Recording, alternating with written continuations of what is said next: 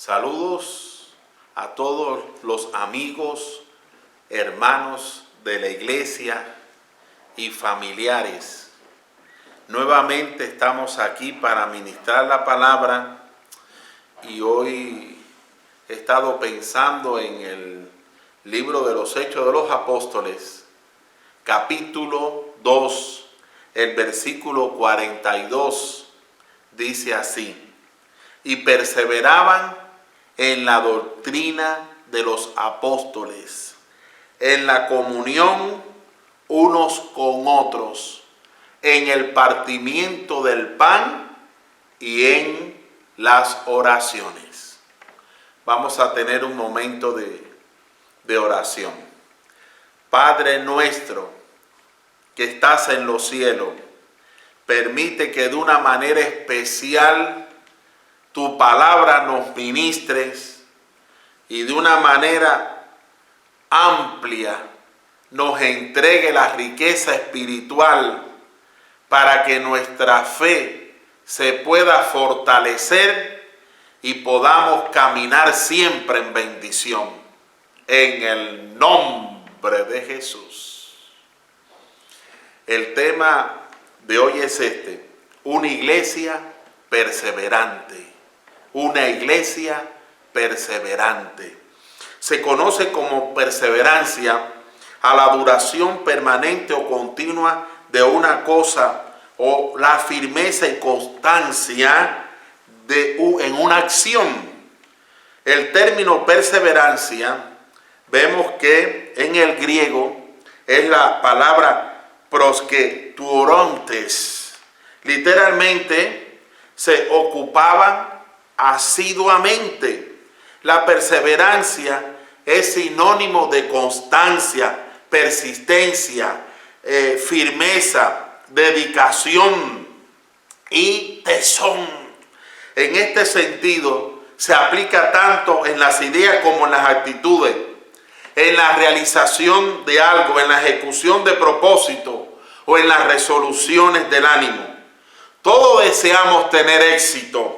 Sin embargo, desearlo no garantizará su logro. Es por eso que muchas personas no logran sus metas, encuentran dificultades y se rinden. Hablemos de una de las características que se necesitan para lograr lo que uno se ha propuesto. La perseverancia es la combinación de un deseo fuerte y de la voluntad. Es la capacidad de mantener el rumbo, aleluya, frente a la dificultad y negarse a renunciar. Pablo fue un ejemplo de esta cualidad. Tenía pasión por compartir el evangelio con los judíos y gentiles en todo el mundo. Como dice la palabra en el libro de los Hechos, capítulo 20, el versículo 24 registra su propósito: que acabe mi carrera con gozo y el ministerio que recibí del Señor Jesús para dar testimonio de la gracia de Dios, aunque encontró enormes obstáculos como naufragios, cárceles, castigos físicos y peligros constantes. El apóstol nunca se rindió. En la segunda epístola de Pablo a los Corintios, el capítulo 11, los versículos del 23 al 28, ahí se los dejo para que ustedes en sus casas lo puedan leer. Ustedes se van a encontrar todo lo que pasó este apóstol. ¿Qué motivaba a Pablo a perseverar? Primero, tenía un objetivo claro dado por Dios y confiaba en que el Señor le permitiría lograrlo. Segundo, el apóstol se sentía con la deuda de compartir la verdad de salvación. Y tercero, sabía la perdición que esperaría a quienes no conocen a Jesús. Pablo tenía su mirada fija en su meta. La valoraba tanto que ninguna circunstancia podía desanimarlo. Al final logró todo lo que el Dios Todopoderoso le había dispuesto. Amén, amén, amén. El Padre Celestial tiene grandes planes para nuestras vidas. Escuche bien, hermano, escuche bien, hermana. El Padre Celestial tiene grandes planes para nuestras vidas. Aspirar a algo diferente impedirá que logremos lo que Dios ha dispuesto para nosotros. Una vez que su dirección sea evidente, debemos buscar los propósitos de Dios con el poder y la guía del Espíritu Santo, especialmente cuando surjan dificultades. No se rinda, no se rinda, no se rinda.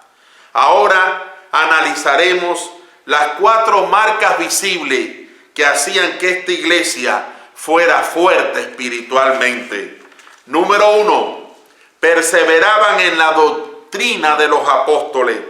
La doctrina de los apóstoles fue una extensión directa de la enseñanza de Cristo. Como tal, es el fundamento de la iglesia del Nuevo Testamento.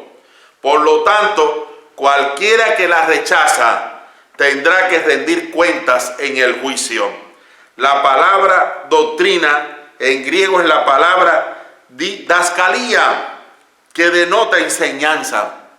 Una doctrina es un conjunto global de las concepciones teóricas enseñadas como verdaderas por un autor o grupo de autores. Puede tener una dimensión ideológica que puede ser política, legal, económica, religiosa, filosófica, científica, social, militar, etc. La ocupación prioritaria de los apóstoles tenía que ver con la enseñanza de la doctrina. La iglesia era alimentada por la doctrina y la exposición de la Escritura, cuyo ministerio estaba en manos de los apóstoles. Desde el principio, la enseñanza estaba en manos de los más capacitados, no en las de cualquiera. Incluso de los 120, eran los apóstoles quienes enseñaban la doctrina.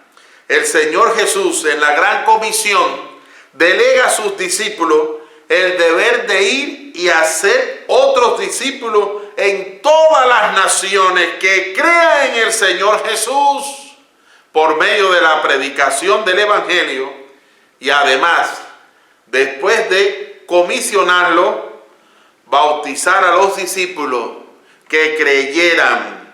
Les mandó que enseñaran su doctrina que Él les había enseñado y no lo que ellos quisieran enseñar, como dice la Escritura bíblica en el Evangelio según San Mateo, capítulo 28, el versículo 20. Enseñándoles que guarden todas las cosas que os he mandado. Y aquí yo estoy con vosotros todos los días hasta el fin del mundo. Amén, amén, amén. Hoy muchos enseñan a los discípulos lo que ellos quieren enseñar, contradiciendo al Señor y rebelándose contra Él. Tristemente hoy muchos ya no escudriñan las enseñanzas de los apóstoles bíblicos y fundamentan su fe en los falsos apóstoles de hoy, que contradicen las enseñanzas del Nuevo Testamento. O hay muchos ingenuos que son engañados al no conocer la doctrina bíblica de Cristo, que es la doctrina apostólica de las cartas y del Nuevo Testamento bíblico.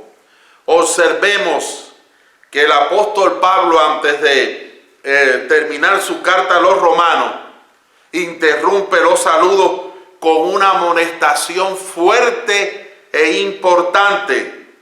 Tiene que ver con ciertos falsos maestros, dice la palabra, de quienes sabía estaban causando divisiones y tropiezos en contra de la sana doctrina que los creyentes de Roma habían aprendido, como dice la Escritura en la epístola a los Romanos, capítulo 16, los versículos 17 y 18.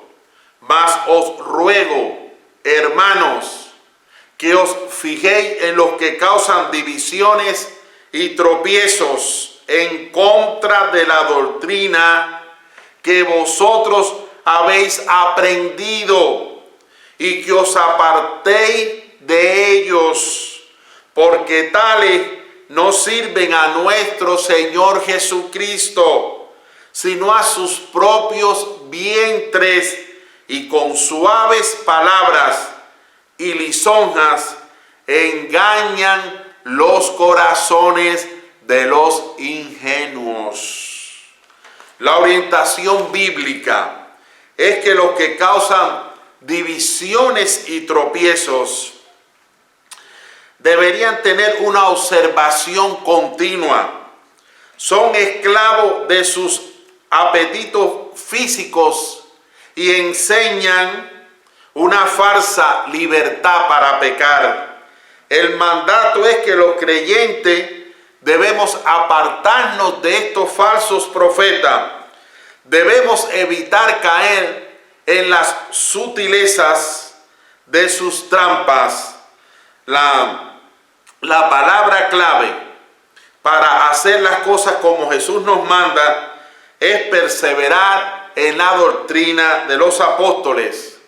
Los apóstoles reconocían a Jesús como la cabeza de la iglesia.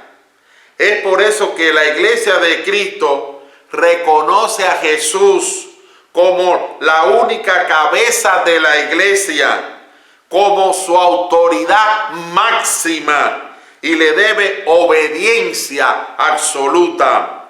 Nosotros, las asambleas de Dios, contamos con la declaración de verdades fundamentales. Contiene las 16 doctrinas de nuestro concilio. La fraseología que se usa en esta declaración es una verdad que se presenta y se considera esencial para un ministerio del evangelio completo. No afirma que esta declaración contenga toda la verdad bíblica, solo que abarca nuestra necesidad tocante a estas doctrinas fundamentales. 4 de ellas: la salvación, el bautismo del Espíritu Santo, la sanidad divina y la segunda venida de Cristo, se consideran doctrinas cardinales que son esenciales para la misión central de la iglesia de alcanzar al mundo para Cristo. Hermanos, la fe cristiana no es el resultado de la especulación humana, sino de la revelación de Dios. Él ha hablado, y en las Sagradas Escrituras tenemos toda su revelación para el hombre. Esto constituye el tesoro más valioso del cristiano, la sana doctrina a la que debemos sujetarnos. Pero tú habla de lo que está de acuerdo a la sana doctrina. La epístola de Pablo a Tito, capítulo 2, el versículo 1. De la raíz del calificativo sana, que se aplica en griego a la doctrina, proviene nuestra palabra higiene, es decir, saludable, que proporciona salud espiritual. Por tanto, la doctrina de los apóstoles es la base de la salud espiritual del pueblo de Dios. Amén. Gloria a Dios. Aleluya. Número 2.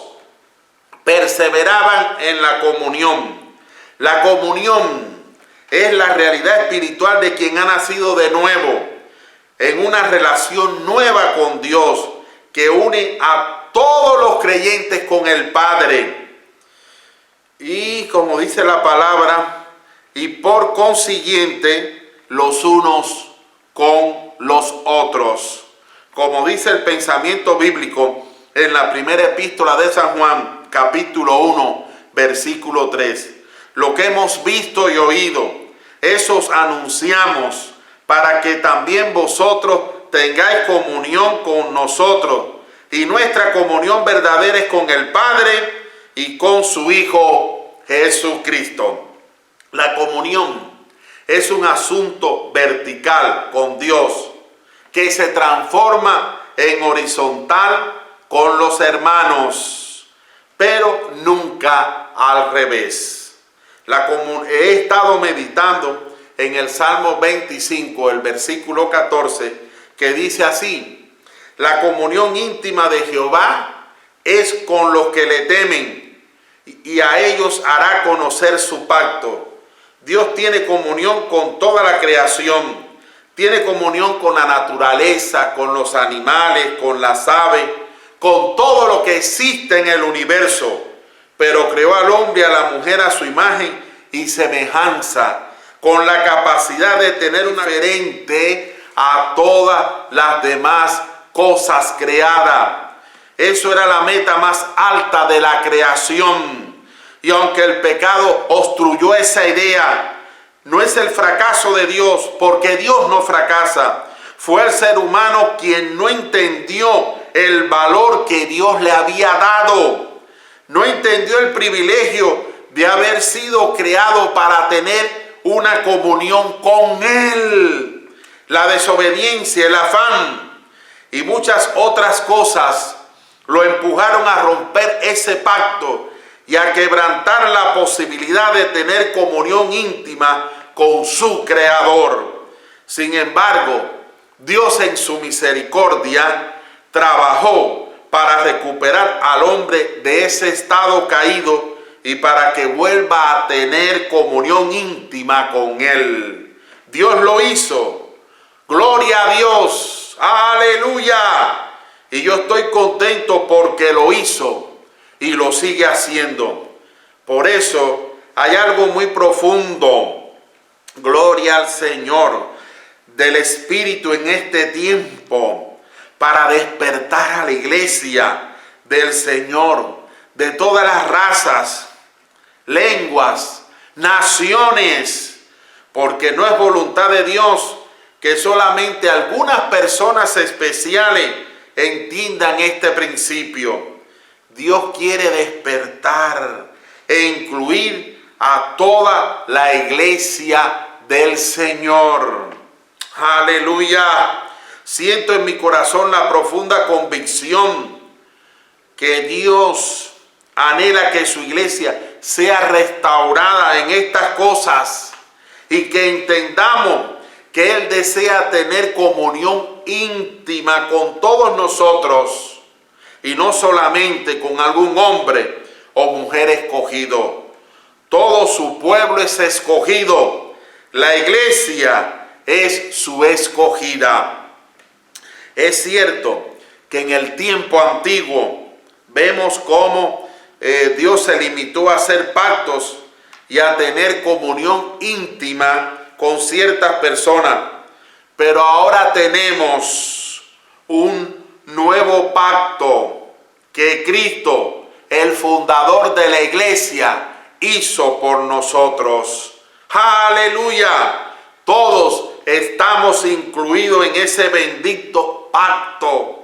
Y es necesario que entendamos el valor de la comunión íntima con el Padre. La comunión íntima con Dios se puede alcanzar, se puede vivir, se puede practicar y se puede perseverar en esa gloriosa comunión. Él ha provisto todos los recursos y toda la gracia para que podamos vivir en comunión íntima con el Padre. La única condición es que debemos temerle a Él, y yo digo, gloria a Dios. Ser temeroso de Dios no es tener miedo, sino reverencia. Es tener respeto y reconocimiento hacia Dios. Vemos que en la palabra Dios hizo pacto con Adán, con Noé, con Abraham, con Moisés, con David. Y estos hombres alcanzaron maravillosos pactos y a través de ellos Dios se manifestó de una forma tremenda, porque reconocieron, reverenciaron, respetaron y se sometieron incondicionalmente al Señor. Hermanos, lograr un pacto con el Señor es lo máximo y lo más excelente que uno puede alcanzar. Pero recuerde, Dios lo hace solamente con los que le temen, con los que le temen. Gloria al nombre del Señor. En el pasaje que estamos meditando, vamos a ver que una de las principales consecuencias de una mente renovada es que el creyente puede relacionarse de una manera piadosa, no solamente con Dios, sino con sus semejantes. Aleluya. Con sus hermanos en la fe, con todas las personas en general y aún con quienes se oponen y son enemigos. Un creyente que está madurando espiritualmente es un creyente que ama activamente y comparte con sus hermanos. Prefiere ser de bendición con todos y se identifica con los que les rodean. Por último, es un activo hacedor del bien con todos, haciendo el bien aún a los enemigos, encomendándose en las manos de Dios y dejando que el Señor mismo haga justicia.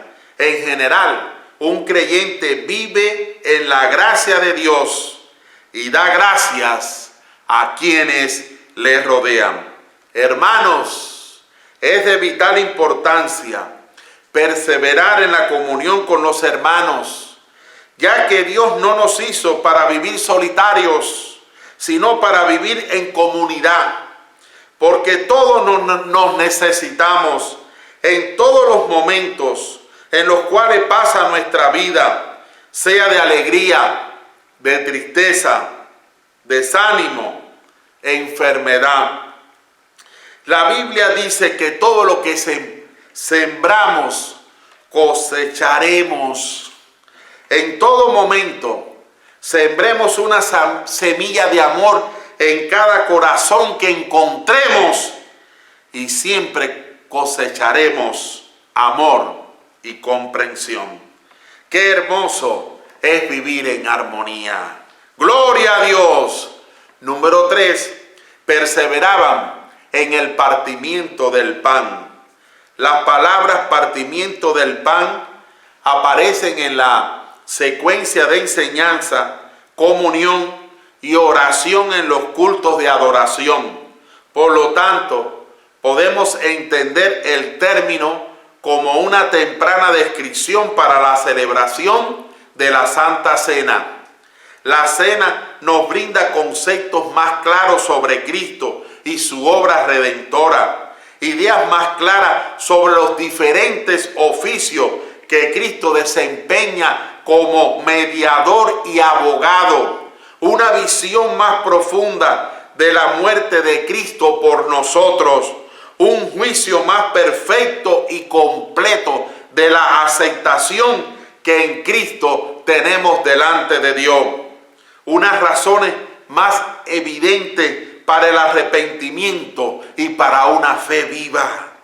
Estos, entre otros, son los beneficios que el creyente puede esperar de la cena.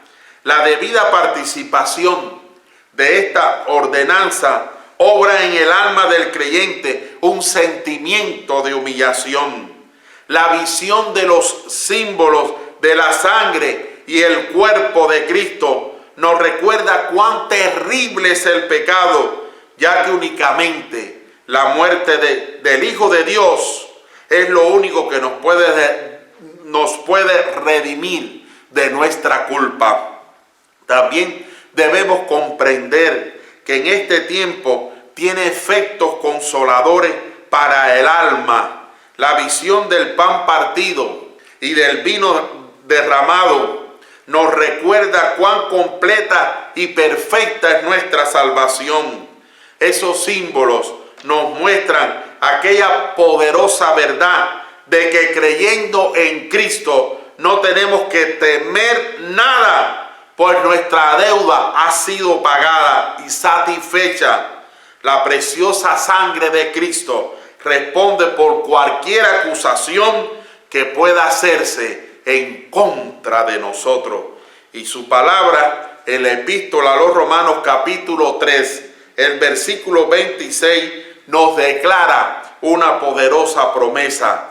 Porque Él es paciente, Él quería mostrar en el tiempo presente cómo nos hace justo, pues así como Él es justo, hace justo a los que creen en Jesús. En la versión Dios habla hoy. La Santa Comunión constituye un medio de santificación para el alma.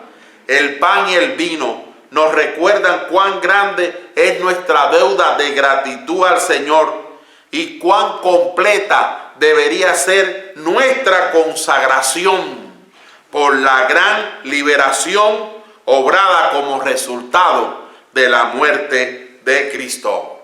Esta cena conmemorativa trae beneficios muy poderosos.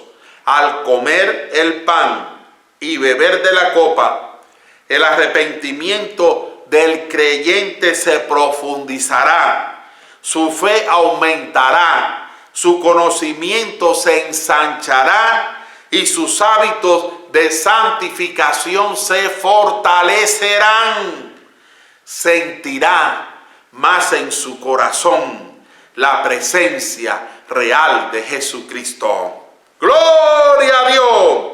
Hermanos, recordemos siempre que la Santa Cena es un mandamiento de nuestro Señor Jesucristo, que fue instituida para nuestro total beneficio.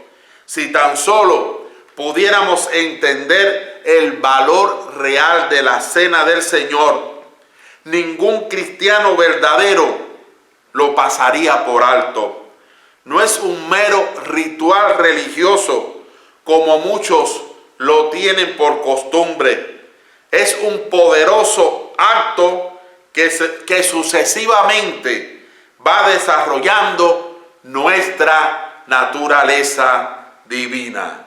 Gloria a Cristo. Amén, amén, amén. Número 4. Perseveraban en la oración. El uso del artículo definido, las oraciones, sugiere que pueden ser oraciones utilizadas en alabanza pública. Sabemos que estos discípulos pasaban bastante tiempo en el templo. Entonces, la frase oraciones seguramente incluía oraciones utilizadas en el templo.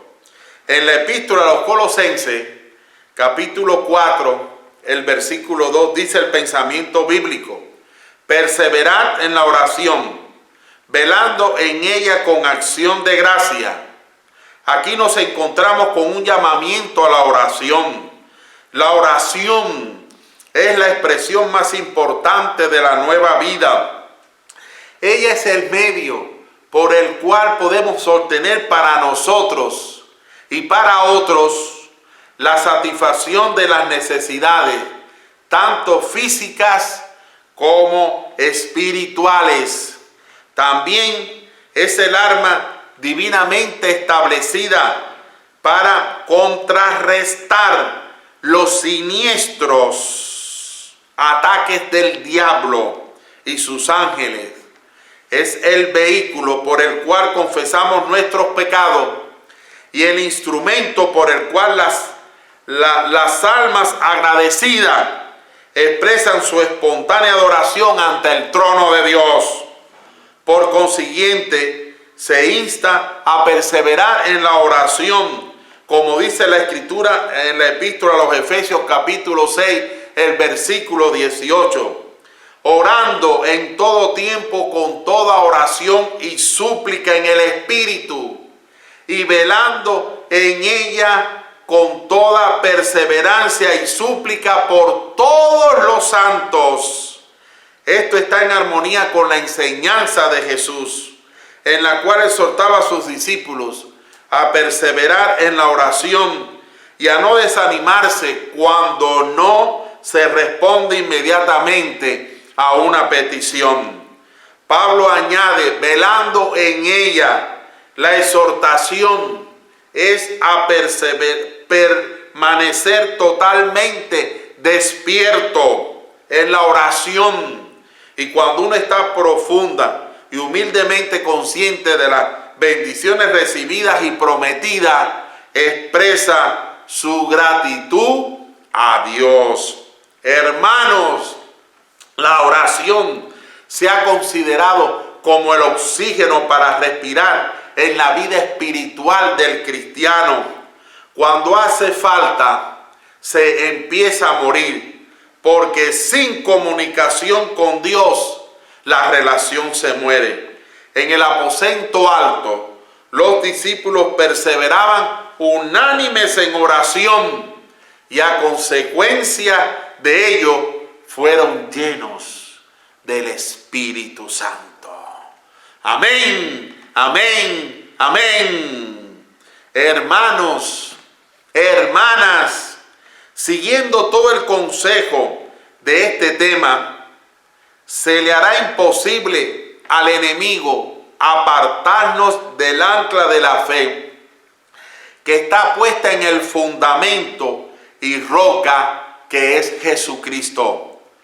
Obedezcamos y dependamos siempre de su gracia, manteniendo una vida constante en la doctrina de los apóstoles, en la comunión, en el partimiento del pan y en la oración.